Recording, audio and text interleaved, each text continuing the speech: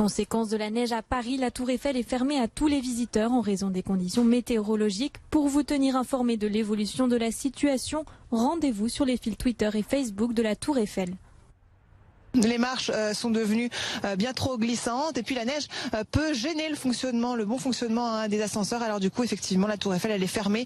Le procureur de Saint-Malo qui publie un communiqué ce soir pour apporter en effet un certain nombre de précisions. D'abord, confirmer que plainte a bien été déposée le 11 juillet 2008 par une femme qui était au moment des faits majeurs et une plainte pour dénoncer un fait de viol commis selon elle 11 ans auparavant, donc en 1997, alors qu'elle était, je vous le disais, majeure. Donc plainte le 11 juillet, Nicolas Hulot est entendu le 29 août, donc quelques semaines plus tard, par les gendarmes de la brigade de recherche.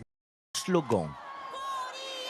Une seule Corée, réunie en une seule équipe. Cet après-midi, les deux Corées unifiées en bleu ont affronté la Suède en jaune, en match amical de hockey. Symbole impensable il y a quelques mois encore, le premier signe d'un rapprochement de la péninsule coréenne à quelques jours de l'ouverture des JO. C'est incroyable et une belle opportunité de les voir jouer ensemble. Moi j'espère que la réunification viendra bientôt. Le 2 novembre, face aux caméras et aux micros, il apparaît dévasté, silencieux et en larmes. Le 28 octobre, c'est lui qui avait appelé les gendarmes pour signaler la disparition de son épouse. Jonathan Daval, le mari d'Alexia, est en garde à vue depuis ce matin. Et soudain, les images de la marche blanche du 5 novembre et ces mots, prononcés devant près de 10 000 personnes, prennent un tout autre relief. Mon épouse et moi partageons la même soif de liberté à travers nos activités sportives. Une marée humaine dans les rues de Philadelphie. Au terme d'un match de haut niveau, les Eagles remportent le fameux Super Bowl, match de football américain dont la diffusion est devenue planétaire. Pour les supporters de Philadelphie, réputés pour leur enthousiasme parfois débordant, c'est l'apothéose. Ils se souviennent de la finale perdue de 1981 et plus récemment de celle de 2005.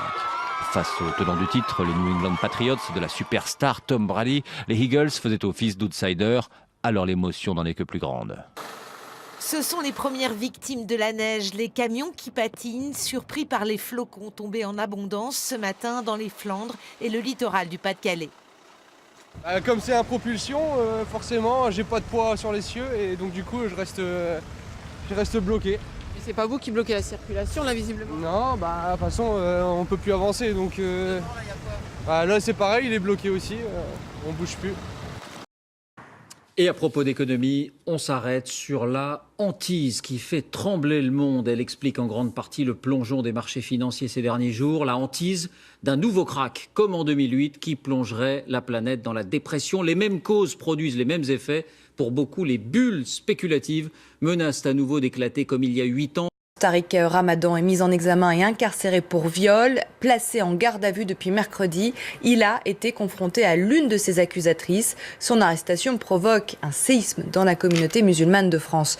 Les explications de Gary Chimalbauer. C'est une confrontation de plus de 3 heures qui a été décisive pour les enquêteurs.